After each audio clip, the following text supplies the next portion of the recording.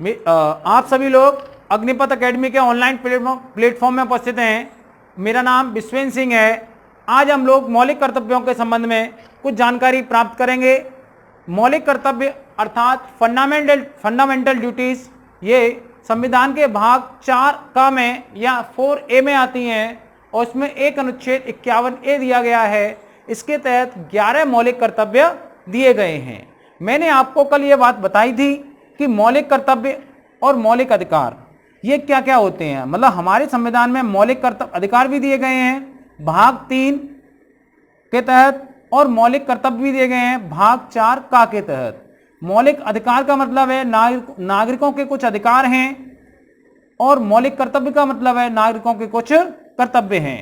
मैंने आपको बताया था कि अधिकार और कर्तव्य एक दूसरे के पूरक होते हैं। क्या होते हैं? अधिकार और कर्तव्य एक दूसरे के पूरक होते हैं, क्योंकि अधिकार विहीन कर्तव्य किसी मतलब के नहीं है, निरर्थक हैं। अधिकार विहीन कर्तव्य जो हैं वो क्या है? बिना कर्तव्य के निरर्थक है। अधिकार विहीन कर्तव्य कारण क्या है? अगर आपको किसी बात का अधिकार ही नहीं है तो आपका कर्तव्य क्या हो सकता है?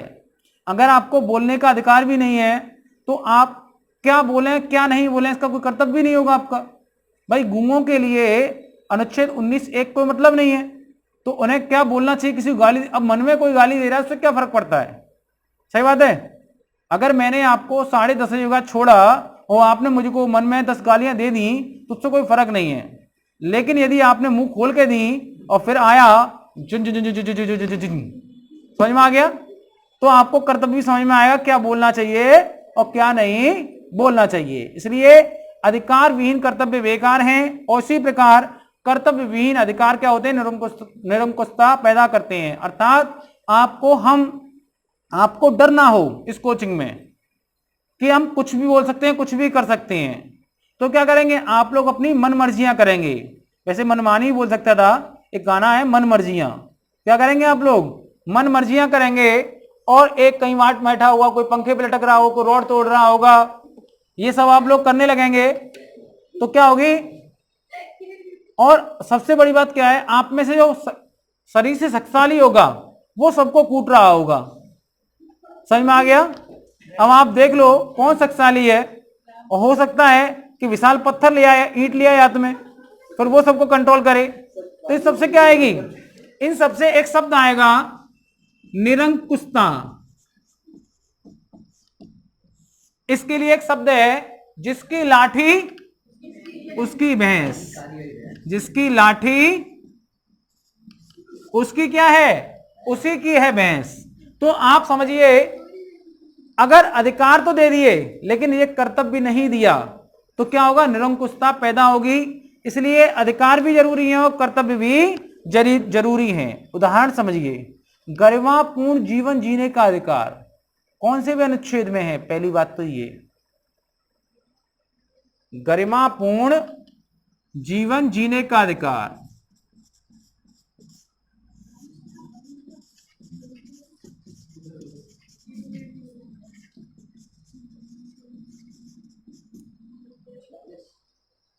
अनुच्छेद 21। दुष्टो, अरे गरिमापूर्ण जीवन जीने का अधिकार नहीं है वो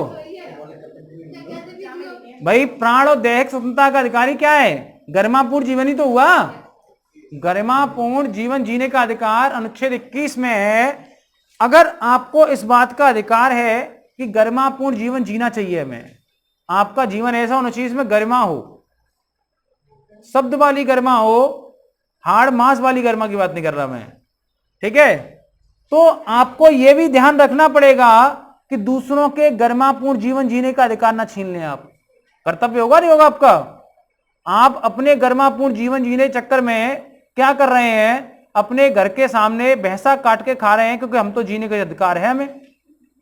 उससे क्या हो रही है? दूसरे लोगों को उल्टियां आ रही हैं। भाई आप मांस खाते हैं अच्छी बात है, लेकिन दूसरे नहीं खाते हैं तो आपको यह भी ध्यान रखना पड़ेगा। तो फिर क्या होगा? बाबा आएंगे, बाबा मांस की दुकान बंद कराएंगे, बूचड़ खाने बंद कराएंगे।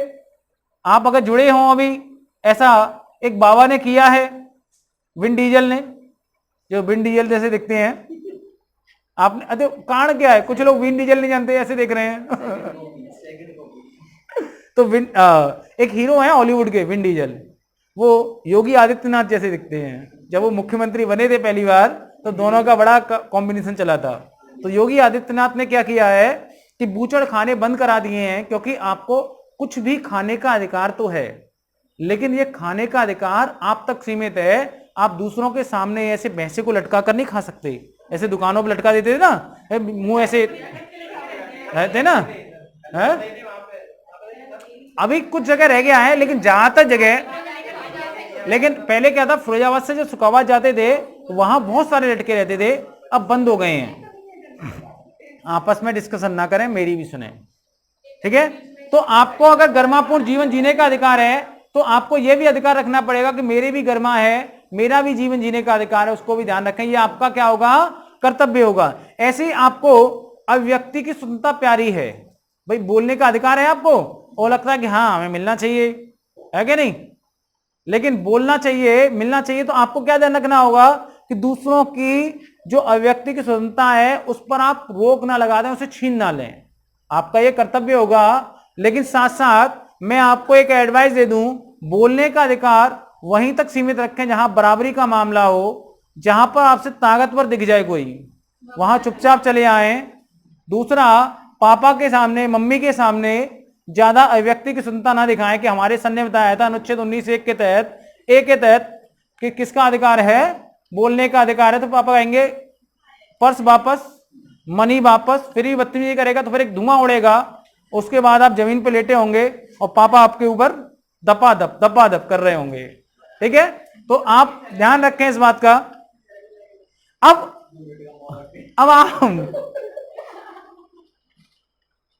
आप एक बात समझिए, जो हमारे संविधान में मौलिक कर्तव्य दिए गए हैं। हमारा देश कैसा है, लोकतांत्रिक देश है। विश्व के अधिकांश लोकतांत्रिक देशों में मौलिक अधिकार तो दिए गए हैं, लेकिन मौलिक कर्तव्य नहीं दिए गए हैं। जैसे अमेरिका है, अमेरिका क्या है, एक लोकतांत्रिक देश है। इंग्लैंड है, इसे क्या कहते हैं अभी, यूनाइटेड किंगडम कहते हैं, यूके क्या कहते हैं उसे, जर्मनी है, फ्रांस है, इनमें क्या मौलिक कर्तव्य नहीं है। लेकिन अब अगर हम साम्यवादी देशों को देखें, कैसे देश देखो है, जैसे रूस, चीन, क्यूबा, ये कैसे है, साम्यवादी देश हैं। तो इन देशों में क्या है, मौलिक कर्तव्य मिलते हैं। हमने जो मौलिक कर्तव्यों को लिया है वो भूतपूर्व सोवियत संघ अर्थात वर्तमान रूस के संविधान से लिया था। क्लियर हुआ?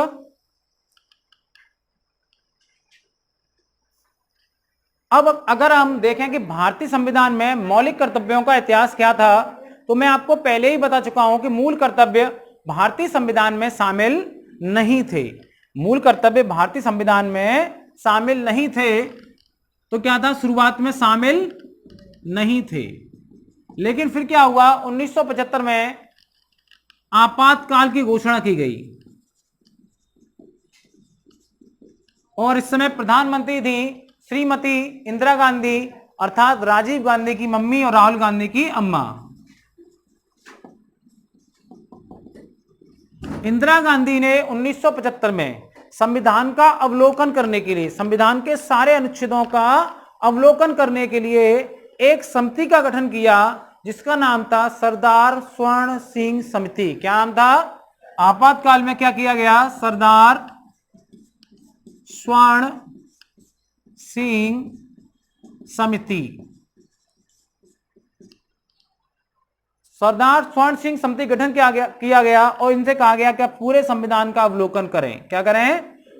अवलोकन करें। इन्होंने पूरे संविधान का अवलोकन किया और विभिन्न संविधान संशोधन की अनुशंसा की। उनमें से एक अनुशंसा थी कि भारतीय संविधान में मूल कर्तव्यों को अर्थात एफडी को जोड़ दिया जाना चाहिए। क्या कहा गया? एफडी को जोड़ देना चाहिए, क्योंकि सरदार स्वर्ण सिंह समिति ने कहा था कि भारत में लोग अधिकारों की बात तो करते हैं, लेकिन कर्तव्य की बात कोई नहीं करता। यहां पर सब पढ़ना तो चाहते हैं, लेकिन मेहनत करना कोई नहीं चाहता। अगर आप पढ़ना चाहते हैं और मेहनत नहीं करना चाहते हैं, तो हमने भी अब पंचिंग बॉक्स पेन लिए हैं, आप में घूसे मार के ही मानेंगे हम। ठीक है? इसलिए आपको अब पढ़ना ही पड़ेगा, क्योंकि हमने सरदार स्वर्ण सिंह समिति को पढ़ लिया है। उन्होंने कहा था अधिकार चाहते हैं, कोई अपना कर्तव्य पूरा नहीं करना चाहता। तो उन्होंने अनुशंसा की और इंदिरा गांधी की सरकार ने 42वां संविधान संशोधन किया 1976 में, और इसके माध्यम से संविधान में बहुत सारे संशोधन किए गए, इसलिए इसे लघु संविधान क्या कहा गया? इसे लघु संविधान किसे कहा गया? 42वें संविधान संशोधन को लघु संविधान कहा गया। इसी के तहत एक अनुच्छेद भाग जोड़ा गया 4 का, और इसमें जोड़ा गया 51 का। इसके तहत 10 मौलिक कर्तव्य कितने जोड़े गए? 10 मौलिक कर्तव्य जोड़े गए। 10 मौलिक कर्तव्य जोड़े गए। इंदिरा गांधी सरकार ने कहा, इंदिरा गांधी सरकार ने बहुत बड़ी बात कही। और क्यों कही? क्योंकि जब सरकार सत्ता में होती है, जब सरकार सत्ता में होती है, उसे लगता है कि हमारी सत्ता नहीं जाएगी, तो सरकारें बड़ी बड़ी बातें करती हैं। आजकल एक सरकार भी ऐसी है जो सत्ता में है बहुत लंबे समय से, उसे भी लगता है नहीं जाएंगे हम, वो भी बहुत बड़ी बड़ी बातें करते हैं। कांग्रेस सरकार ने घोषणा की और घोषणा करते हुए कहा कि संविधान में मूल कर्तव्यों का ना होना ऐतिहासिक भूल थी। क्या कहा उन्होंने? संविधान में मूल कर्तव्यों का ना होना ऐतिहासिक भूल थी, और जो संविधान निर्माता नहीं कर पाए थे, जो उन्होंने भूल की थी, उसे हम सुधारेंगे। आप कॉन्फिडेंस देख रहे हो? जो संविधान निर्माता नहीं कर पाए उसे हम करके दिखाएंगे। वो जो भूल कर गए थे बेचारे, जो ना समझ थे बच्चे, उनकी सुधार हम करेंगे। कारण क्या है? सत्ता में है, आपातकाल लगा दिया है। इंदिरा गांधी के दिमाग खराब है, उस समय आपातकाल की घोषणा कर दी थी। 10 मौलिक कर्तव्य जोड़े गए, लेकिन वर्तमान में 11 मौलिक कर्तव्य। कितने मौलिक कर्तव्य हैं? 11 मौलिक कर्तव्य हैं। तो 11वां मौलिक कर्तव्य कौन से वे संविधान के द्वारा जोड़ा गया देखते हैं। 11वां FD 86वें संविधान संशोधन 2002 के द्वारा संविधान में जोड़ा गया। अर्थात इस समय वर्तमान में 11 मौलिक कर्तव्य हैं।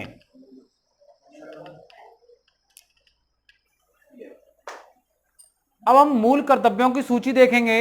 हमारे मूल कर्तव्य 11 हैं। अगर हम मूल कर्तव्यों की सूची में देखें तो पहला मूल कर्तव्य है, भारत के प्रत्येक नागरिक का कर्तव्य होगा कि वह संविधान का पालन करे। क्या बताया गया है? संविधान का पालन करें। दूसरा, संविधान के जो आदर्श हैं, संविधान की जो संस्थाएं हैं, इसके अलावा राष्ट्रीय ध्वज है और राष्ट्रीय गान है, उसका क्या करें? आप सम्मान करें, आदर करें।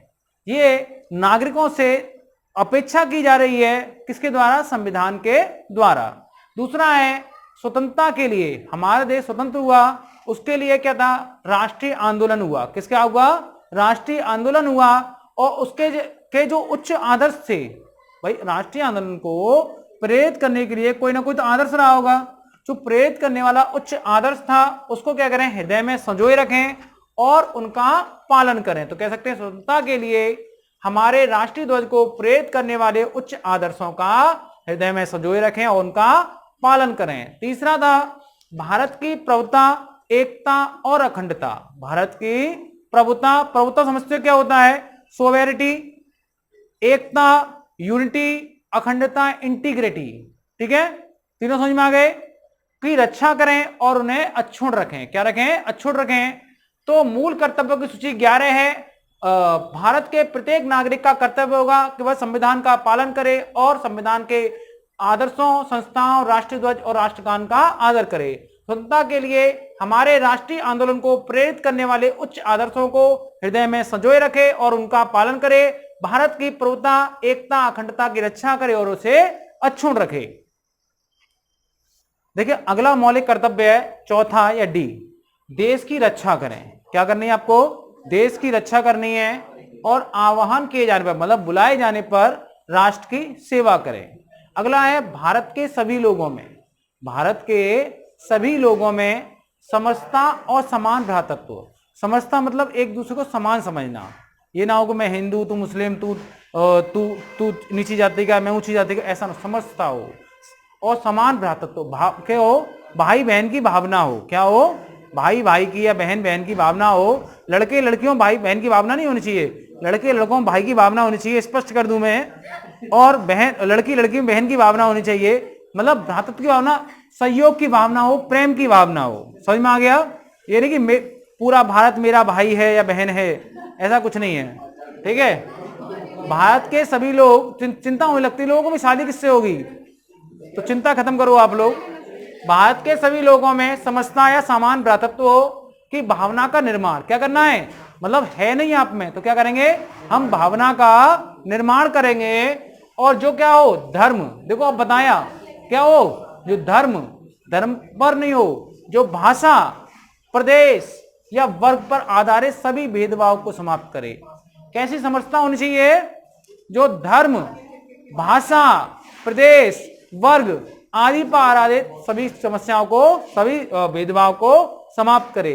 साथ ही ऐसी प्रथाओं का त्याग करें जो स्त्रियों के सम्मान के विरुद्ध हों। लेकिन यदि आप यहां नहीं पढ़ते हैं, बीच में बातें करते हैं, तो आप स्त्रियां हैं लेकिन आपकी बेइज्जती की जा सकती है, क्योंकि आपके सम्मान के विरुद्ध नहीं है, क्योंकि आपके सुनहरे भविष्य को बनाने के लिए कुछ चीजें आपकी जरूरी हैं। जैसे पत्थर को अगर हमें मूर्ति बनाना है तो उस पर हथौड़े चलाने पड़ते हैं, इसी प्रकार जो क्लास में आपकी बेइज्जती हो रही है वो उसी हथौड़े के समान है जिससे आप मूर्ति बनेगी।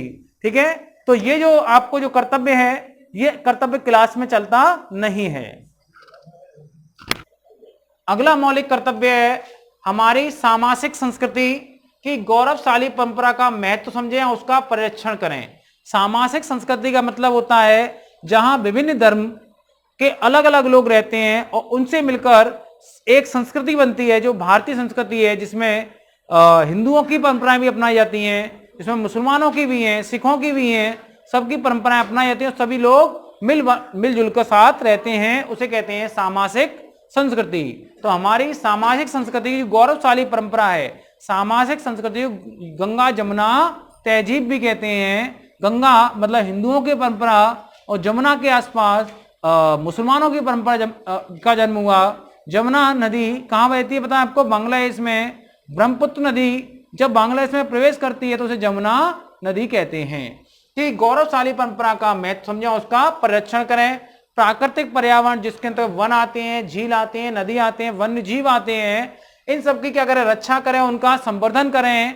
ऐसा ना हो कि आप इन सबको काट दें, नष्ट कर दें। समझ में आ गया? ऐसा ना हो, उसका संवर्धन। और प्राणी मात्र के प्रति दया का भाव रखें। आपके मौलिक कर्तव्य खत्म होते होते आप बहुत ही ज्ञानी पुरुष बन जाएंगे, और अगर आप इनका पालन करेंगे निश्चित बात है कि आप बुद्ध की कैटेगरी में किसमें पहुंच जाएंगे, महात्मा बुद्ध बन जाएंगे। तो आगे देखें, वैज्ञानिक दृष्टिकोण अपनाएं। जमुना नदी को मैप में बाद में देखें। वैज्ञानिक दृष्टिकोण अपनाएं, हर चीज को वैज्ञानिक दृष्टिकोण से समझें। दूसरा, मानववाद को अपनाएं, ज्ञान अर्जन करें, अपना ज्ञान को बढ़ाएं, और हमेशा अपने में सुधार की भावना, कैसी भावना रखें, सुधार की भावना, मतलब अपने आप को बिगड़ा हुआ समझें और हमसे हमेशा सुधार करते रहें अपने आप में। पहले से बेहतर, पहले से बेहतर, ये नहीं कि पहले से ज्यादा छुट्टी, पहले से ज्यादा आराम पर, वो नहीं, सुधार करें। इन सब का क्या करना है आपको, विकास करना है। तो देखते हैं, हमारी सामाजिक संस्कृति की गौरवशाली परंपरा का मैं समझे, उसका परिरक्षण करें। प्राकृतिक पर्यावरण जिसके अंतर्गत वन, झील, नदी, वन्य जीव आते हैं, उनकी रक्षा करें, उनका संवर्धन करें, प्लस प्राणी मात्र के प्रति दया का भाव रखें। अगला है वैज्ञानिक दृष्टिकोण, मानववाद, ज्ञानार्जन, सुधार की भावना का विकास करें। अगला मूल कर्तव्य है सार्वजनिक संपत्ति।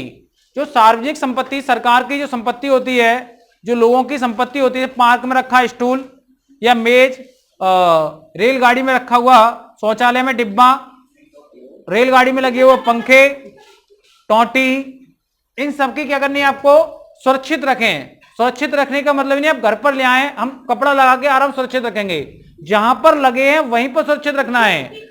अगर बस में आपकी गद्दी फट जाती है तो उसको सिलें, उसकी रुई ना निकालें। क्लियर? और आप एक बात ध्यान रखें, हिंसा ना करें और क्लास में शोर ना करें। क्या ना करें? हिंसा ना करें। अगला, व्यक्तिगत एवं सामूहिक गतिविधियों के सभी क्षेत्र में, चाहे व्यक्तिगत गतिविधियां हो चाहे सामूहिक गतिविधियां हो, उसमें क्या करना है आपको, उत्कर्ष की ओर बढ़ने के सतत प्रयास करने हैं। केवल हंसकर अपना समय व्यतीत ना करें और ना ही सोकर समय व्यतीत करें, बल्कि क्या करें, अपने आप को निखारने का प्रयास करें। निखारने का मतलब ही नहीं फेयर एंड लवली 10 बार लगाएं, दिमाग से निखारने का प्रयास करें अपने आप को। और जिससे क्या होगा, जब आप उत्कर्ष की ओर बढ़ेंगे तो आपका राष्ट्र कहां जाएगा, निरंतर ऊपर की ओर जाएगा। तो राष्ट्र निरंतर बढ़ते हुए प्रयत्न और उपलब्धि की नई ऊंचाइयां छू लेगा, तब हम कहेंगे नया भारत क्या बन रहा है, नए भारत का विकास हो रहा है, अब नए भारत का निर्माण हो रहा है। तो नए भारत का निर्माण कैसे होगा, जब आप उत्कर्ष की ओर बढ़ेंगे, आप अपने दांतों को ना फाड़कर क्या करेंगे, मेहनत करेंगे, तब बढ़ेगा आपका भारत।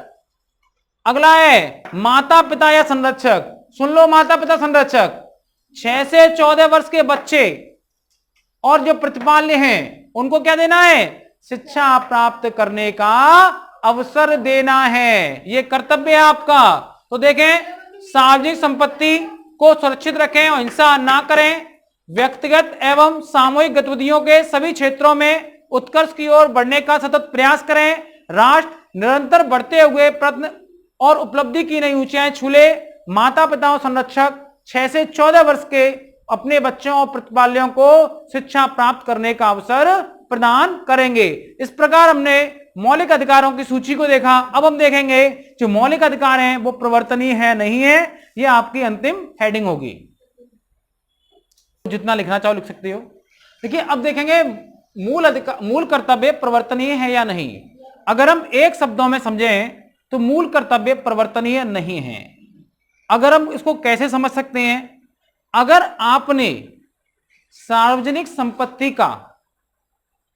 की सुरक्षा नहीं की, लेकिन चोरी नहीं कह रहा मैं, क्या कह रहा हूं, आपने सुरक्षा नहीं की और डिब्बे से चेन टूट गई और डिब्बा गायब, लेकिन आपने तो नहीं चुराया, तो क्या आपको न्यायालय सजा दे सकता है?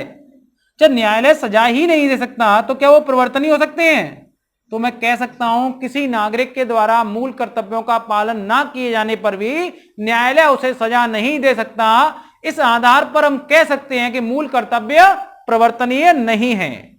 अगर हम ये देखें तो हम समझ सकते हैं इस मामले में कि जो मूल कर्तव्य हैं वो डीपीएसपी की तरह हैं। डीपीएसपी क्या है, राज्य के कर्तव्य। डीपीएसपी क्या है, राज्य के कर्तव्य। और भाग 4 क्या है, नागरिकों कर्तव्य। तो डीपीएसपी के अनुच्छेद 37 में साफ साफ लिखा है, कैसा लिखा है, साफ साफ लिखा है। और जो साफ साफ क्या लिखा है, जो डीपीएसपी हैं वो न्यायालय द्वारा प्रवर्तनीय नहीं है, अर्थात राज्य यदि डीपीएसपी को लागू नहीं कर सकता है तो भारत का कोई भी नागरिक इस आधार पर न्यायालय में अपील दायर नहीं कर सकता है कि राज्य ने डीपीएसपी को लागू नहीं किया है, अर्थात अतः आप डीपीएसपी को लागू कराने के लिए राज्य को निर्देश दें। लेकिन उसमें एक बात लिखी गई, अगर लागू करेगा तो अच्छी बात है। ऐसे ही मूल कर्तव्य हैं, मूल कर्तव्यों का पालन नहीं करने पर, क्योंकि मैंने आपको ये 11 आदर्श लिखा है, आप सभी यहां बैठे हैं, सच्ची सच्ची अपने सिर पर हाथ रख के कसम खाना कि किस कौन कौन पालन करता है, कोई नहीं करता ना। तो इसका क्या आपको राज्य सजा देता है? और आप बच्चे तो हो नहीं, मैंने बताया है 18 साल से ऊपर के सभी लोग वयस्क होते हैं तो आपको सजा मिल सकती है, लेकिन किसी को सजा नहीं मिलती। इसका मतलब क्या है, ये प्रवर्तनीय नहीं है। अब इतनी बात आई प्रवर्तनीय नहीं है तो आलोचक तो कहेंगे फिर क्या मतलब है, बकवास है, ये है, फलाना है, ठिकाना है, कहेंगे कहेंगे। तो न्यायालय ने कहा बकवास ना करो, ये प्रवर्तनीय तो नहीं है, लेकिन जिस प्रकार मूल अधिकार भारतीय संविधान के मूल हैं, मूलभूत हैं, संविधान की जो परिभाषा करने में जिस प्रकार मूल अधिकारों का प्रयोग किया जाता है, न्यायालय उसी प्रकार मूल कर्तव्यों का भी प्रयोग करेगा, क्योंकि इसके यह 2 शब्दों से मिलकर बना है, मूल और कर्तव्य। और दोनों ही शब्द बहुत ही महत्व के होते हैं। मूल उसके आगे लगाया जाता है जो किसी चीज का आधार हो। भाई मूल कर्तव्य क्यों कहा गया, क्योंकि ये आधार हैं। क्या है ये, आधार हैं। लेकिन आप एक बात बताइए, 51 का में क्या कहीं भी लिखा है कि मूल अधिकार मूल कर्तव्य प्रवर्तनीय नहीं है? इसका मतलब हम ये कह सकते हैं कि ना तो प्रवर्तनीय है ना ही अप्रवर्तनीय है, ना तो लागू कराए सकते हैं और ये भी नहीं कह सकते लागू कराए जा सकते हैं। इस आधार पर अगर हम तो अगर आपसे क्वेश्चन कोई पूछ ले कि मूल अधिकार प्रवर्तनीय है या नहीं, तो क्या कहेंगे आप? मूल अधिकार प्रवर्तनीय नहीं है। क्या आगे पूछे आपसे क्या इनका संविधान में जिक्र किया गया है, तो आप कहेंगे नहीं। बात सही है। अब मूल कर्तव्यों का प्रचालन कैसे किया जाए, इसके लिए एक समिति बनाएगी, लिख लो वर्मा समिति। तो क्या लिखेंगे? मूल अधिकार प्रवर्तनीय नहीं है, लेकिन संविधान में ऐसा कोई प्रावधान नहीं किया गया है। आगे लिखेंगे आप वर्मा समिति का गठन मूल अधिकारों के प्रचालन के संबंध में किया गया था। कौन समिति है? वर्मा समिति।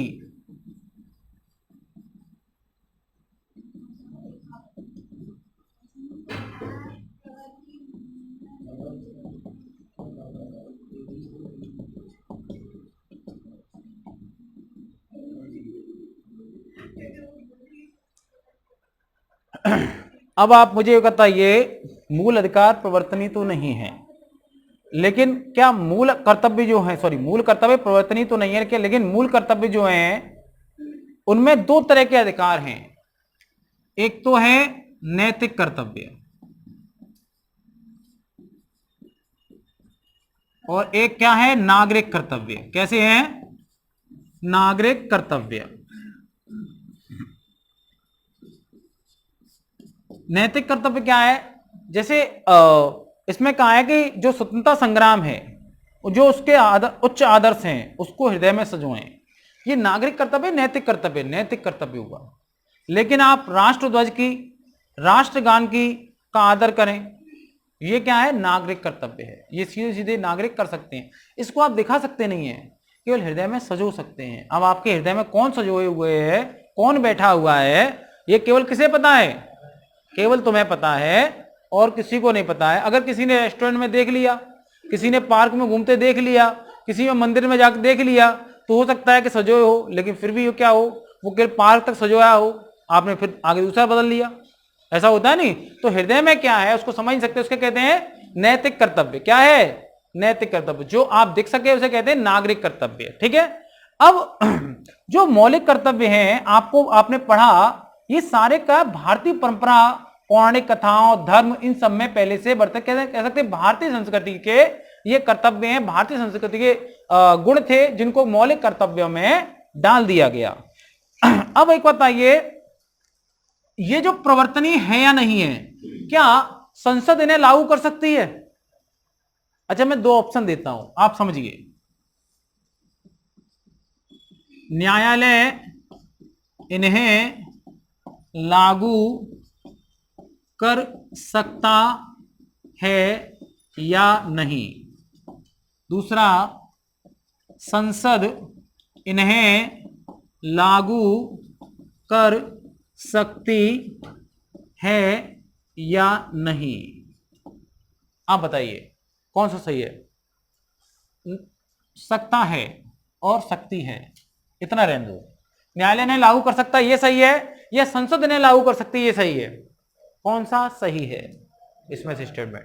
दूसरा वाला, क्योंकि न्यायालय प्रवर्तनीय होते तो न्यायालय लागू करता, लेकिन संसद तो कानून बना सकती है ना इनके बारे में। कानून नहीं बनाया संसद ने। आप राष्ट्रगान का अपमान नहीं कर सकते, राष्ट्रध्वज का अपमान नहीं कर सकते। आप जला के दिखाओ राष्ट्रगान को, आपके सुझा देगी गोटू सरकार मार मार के।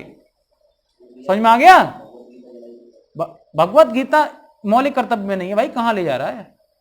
लेकिन राष्ट्रगान का अपमान नहीं कर सकते। बीच में बनाया कि जब राष्ट्रगान सिनेमा हॉल में बजेगा तो आपको खड़ा होना है, नियम बनाया नहीं बनाया? तो इसका मतलब संसद तो लागू कर सकती है, लेकिन न्यायालय से प्रवर्तनीय नहीं कर सकता है। अब दूसरी बात, जो एफआर और एफडी,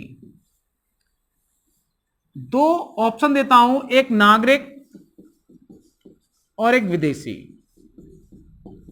अब मुझे आप ये बात बताइए, जो मौलिक कर्तव्य हैं, मौलिक अधिकार हैं, वो नागरिकों को प्राप्त है या विदेशियों को प्राप्त है? नागरिकों को प्राप्त है। किसे प्राप्त है मौलिक अधिकार?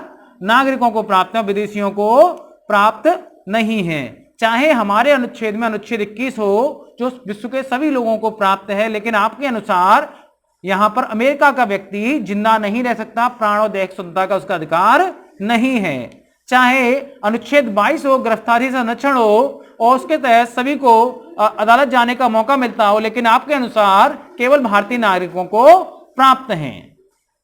आप मुझे कमेंट करके बताइए भारतीय ऐसे मौलिक अधिकार कौन कौन से हैं जो केवल भारतीय नागरिकों को प्राप्त हैं, विदेशियों को प्राप्त नहीं है। मैंने आपको कराया था और इस बात को मैं दोबारा कह सकता हूं कि मैंने कई बार कराया था इसे, इसलिए आप मुझे कमेंट करके बताएंगे और मैं नागरिकता के अधिकारों को ग्रुप पर भेज दिया है, नोट्सों को।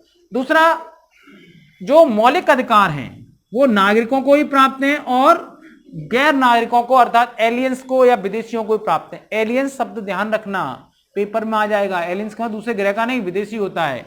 ये दोनों को प्राप्त है। कुछ ऐसे अधिकार है केवल नागरिकों को प्राप्त है, बाकी नागरिकों और गैर नागरिकों को दोनों को प्राप्त है। लेकिन लेकिन लेकिन लेकिन एफडी केवल और केवल किसे प्राप्त हैं?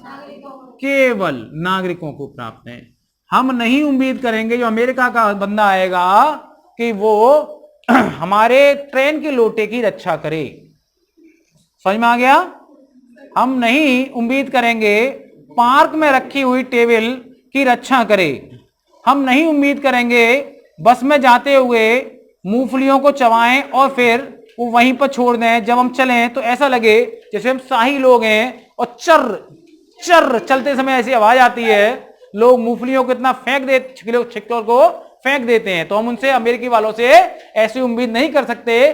भारतीयों से ऐसी उम्मीद कर सकते हैं कि अब राजाओं का समय चला गया, इसलिए मूंगफलियों को जमीन पर डालकर राजाओं वाली फीलिंग ना दें। इस बात का आप भी ध्यान रखें और अपने अड़ोसी पड़ोसी को बताएं कि मौलिक कर्तव्यों का पालन करें, मौलिक कर्तव्यों का उल्लंघन ना करें। इस प्रकार आपके मौलिक कर्तव्यों को हमने समाप्त किया। आपने बहुत ही शांतिपूर्वक बिना बातें किए हुए इस क्लास को सुना, इसके लिए बहुत बहुत धन्यवाद आप सभी का। मेरा नाम बिस्वेन सिंह जादौन अग्निपथ एकेडमी से आपसे अब विदा लेता हूं। गुड बाय, नमस्ते, राम राम, जय श्री राम।